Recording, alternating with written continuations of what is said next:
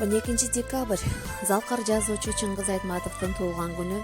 жана ооз-2 чыгармачылык менен профессионал адабиятынын ортосунда арасат калган кыргыз поэзиясын жаңыча багытка алып чыккан, чыныгы профессионалдык деңгээлге чыгуусуна өз салымын кошкон,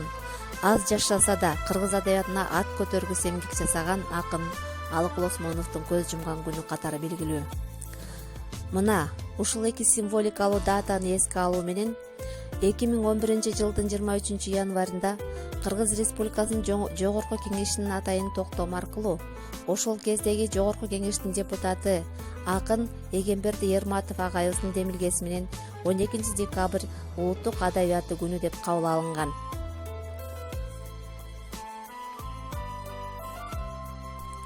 Таштан болор, кумдан болор төшөгүм, аз болсо да сыртта калар сөздөрүм, өлсөм дагы жара тээп мүрзөмдү, буудан болуп таскак салып өтөрмүн.